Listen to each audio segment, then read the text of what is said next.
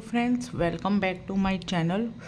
तो जैसा कि हमने देखा, चालू का ब्लॉग जो है वो आ चुका है और वही हमेशा की तरह ज़मीन पे वो फ़नी के संग में बैठ कर के सबसे रिक्वेस्ट कर रही है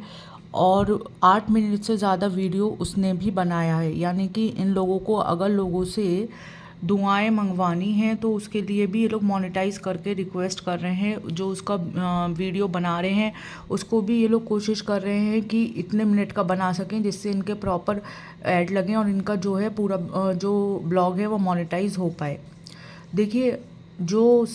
अंकल इब्बू हैं उनकी हेल्थ जो है ख़राब है। हम सभी का ध्यान उस तरफ होना चाहिए सारी चीज़ों को हटा करके, और हम सभी प्रेयर करते हैं कि वो जल्द से जल्द ठीक हो करके अपने घर आए। लेकिन ये भाई बहन जो जिस तरह अपनी हिस्ट्री को रिपीट कर रहे हैं उस बारे में भी बात किए बिना नहीं रहा जा सकता। जैसे कि जनाब जो हैं वो हमेशा से अपनी फैमिली का कोई क्राइसिस हो, कोई बीमारी हो, वो हमेशा उसको जो है मोनेटाइज करने का बहाना ढूंढते रहते हैं। चाहे वो जनाब की वो मैडम की बीमारी हो कि एक ही दिन में उन्होंने 2-2 ब्लॉग छापने से बाज नहीं। आप बताइए कि कौन सा कोई ऐसा हस्बैंड वाही या फिर कोई भी ऐसा आपका क्लोज रिलेटिव होगा कि वो अपने ही फैमिली मेम्बर की बीमारी को इस तरह से कंटेंट बना बना करके लगातार जो है वो ब्लॉग बना करके मोनेटाइज करता रहे और पैसे यूट्यूब पे छापता रहे। ये जो है सुनने में इतना अजीब शायद आपको नहीं लगे, लेकिन ये आप अगर अपने खुद से रिलेट करके देखें तो भगवान न करे हम लोगों की लाइफ में किसी की हमारे क्लोज वन या फैमिली मेम्बर की तबीयत ख़राब हो तो हमसे कैमरा नहीं उठता है। एक नॉर्मल फीवर तक हो तब जो है हम लोग अपने नॉर्मल रूटीन को भूल जाते हैं और पूरी तरह से उस जो पेशेंट होता है उसकी कहीं ना कहीं हम ठीक करने के लिए अपने सारे एफर्ट्स डालने लगते हैं। लेकिन उस टाइम पे इन लोगों का जो है वो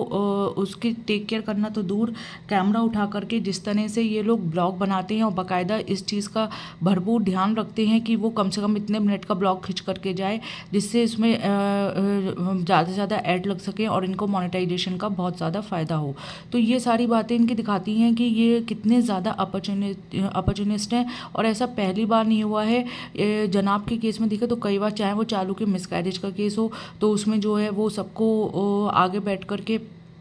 बद्दुआएं पे बद्दुआएं दे रहे थे। लेकिन उस समय जो है चालू ने सिंसेरिटी दिखाते हुए कहा था कि हमें कमेंट से कोई फ़र्क नहीं पड़ता और ये ऊपर वाले की मर्जी थी। लेकिन जनाब ने उसे भी पूरी तरह से मोनेटाइज करके छापा था। वहीं पे जो है वो उनकी खुद की अम्मी जो है हाथ भर भर के मेहंदी लगा रही थी और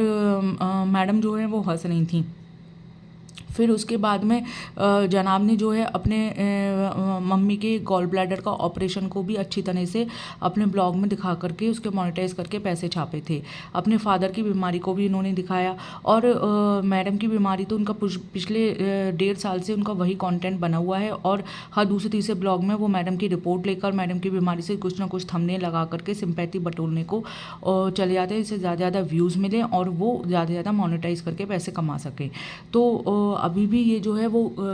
वही पैटर्न का रिपीट होते हुए दिखाई दे रहा है। चाहे जनाब हो, उन्होंने 8 मिनट से ज़्यादा का ब्लॉग खींच करके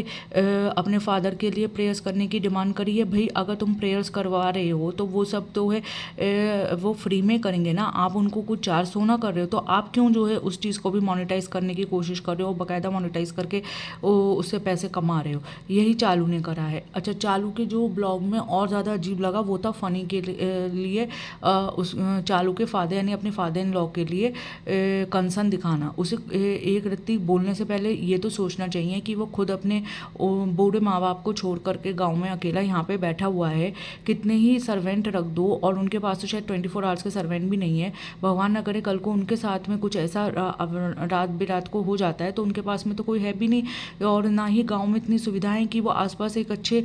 हॉस्पिटल में ले जा सकें। और फिर चलो गाँव को छोड़ो, आपके पास में जब आपके कोई औलाद ही नहीं है तो वो किसके भरोसे जो है वो जाएंगे और कौन उन्हें रात बेरात को लेकर के जाएगा। तो फ़नी यहाँ पे आकर के जो चालू के फादर के लिए कंसर्न दिखा रहा है अपने फादर इन लॉ के लिए, उसे एक बात तो अपने फादर मदर के लिए सोचना चाहिए कि वो खुद बेटा बन करके इस उम्र में अपने बूढ़े माँ बाप के संग में क्या कर रहा है।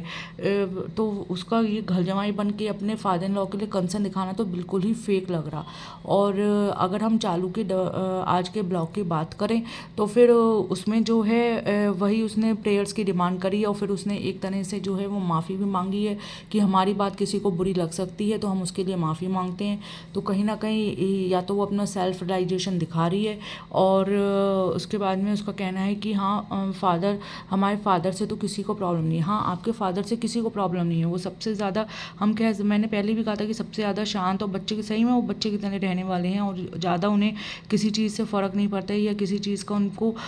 पता नहीं रहता, ये उन्हें देख करके पता लगता। तो आपके फादर के लिए क्या, भगवान अगर कोई और भी बीमार होता हम सबके लिए प्रेयर करते, लेकिन आपके फादर के लिए सब लोग इमोशनली अटैच हैं कहीं ना कहीं, तो उनके लिए प्रेयर करना तो फ़ौरन से पहले बनता है। और सभी ये चाहेंगे इंक्लूडिंग मी कि वो जल्द से जल्द ठीक होकर के अंकल अपने घर पे आएँ और पहले की तरह अपनी लाइफ इंजॉय करें। लेकिन इसके ब्लॉग में हमें लास्ट के 15 सेकंड में जो है पीछे से कुछ अजीब सी आवाज़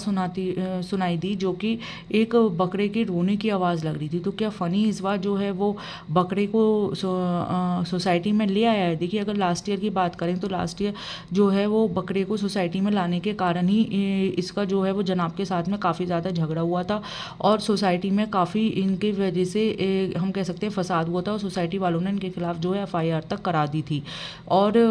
इससे जनाब जो है बहुत ज़्यादा इससे नाराज़ हुए थे फ़नी से और उन्होंने फ़नी से झगड़ा किया था और उन्होंने फ़नी को वॉर्न भी किया था कि उनके कारण, फ़नी के कारण जो है वो इन लोगों की फैमिली की रेपुटेशन ख़राब हो रही है और इतने साल में ऐसा कभी नहीं हुआ, लेकिन फ़नी के आने के बाद में ये सब हरकतें होने के कारण उन पर FIR तक हो गई। तो अब क्या ये जैसे सुनने में आ रहा है कि अंकल की तबीयत ख़राब होने का कारण इन भाई बहन की लड़ाई ही है या फिर फ़नी से लड़ाई है, तो फिर क्या फ़नी ने फिर वही हरकत करी है और इसी कारण ये इतनी ज़्यादा लड़ाई हुई है और उस लड़ाई से अफेक्ट होकर के अंकल का इतना BP शूट डाउन हुआ है और उनकी इतनी ज़्यादा तबीयत ख़राब हो गई। अनफॉर्चुनेटली होने को तो कुछ भी हो सकता है, लेकिन ये लोग ना अपने ब्लॉग में खुद ही जानबूझ के रेस बेटिंग करने के लिए ये सब हरकतें करते हैं जो कहीं ना कहीं मुद्दा बन जाती हैं और फिर उन पे जो है रिएक्शन आने शुरू हो जाते हैं। अब ये चाहती तो ये फिर ये एडिट भी की जा सकती थी, जो एंड के 15 सेकंड में आप ध्यान से सुनिएगा क्लियरली बकरे की आवाज़ आ रही है, लेकिन इन्होंने जानबूझ के रखी है। अब गॉड नोज कि बकरा आया है और नहीं आया है या फिर बकरे के कारण ही जो है वो चालू और जनाब के बीच है, यही जो है इब्बू अंकल की तबीयत खराब होने का कारण बना है, ये तो किसी को भी नहीं पता है। लेकिन अल्टीमेटली मेरा तो यही कहना है कि इन लोगों को इस तरह की हरकतें करने से अब तो बाज आ जाना चाहिए और अपने एज अकॉर्डिंग इन लोग बिहेव करना चाहिए और थोड़ा लास्ट को छोड़कर वो मतलब अच्छा खासा जनाब जो है अपना सॉन्ग शूट कर रहे थे, ये अपना जो है न्यू वेंचर जो कि कुछ कपड़ों से रिलेटेड है वो लॉन्च करने की तैयारी में थे, तो क्यों ये जो है वो लीचर बन करके वेटिंग कर रहे हैं। और का खुद का मानना है कि इनको कहीं और से कुछ तो होनी नहीं है और जो यूट्यूब ही है ये तो ना मैडम के अनेबल DKIC, अच्छा अनेबल DKIC से याद आया कि इतने क्रूशल टाइम पे भी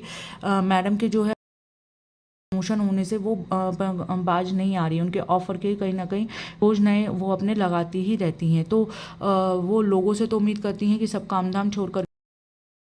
हम कह सकते हैं आया है उसमें उनका साथ दें, उनके लिए प्रेयर हैं और उनके लाने के कोशिश करें, लेकिन जो है वो अपने काम या फिर जो लोग हैं वो लोग अपने खुद के बिल्कुल भी नहीं, तो ये इनकी हिपोक्रेसी ही दिखाता है। क्या आप लोग का इस बारे में क्या कहना है, प्लीज़ अपनी राय के जरिए ज़रूर बताइएगा और पसंद आए तो लाइक करिए, शेयर करिए, मेरे चैनल को। मिलते हैं नेक्स्ट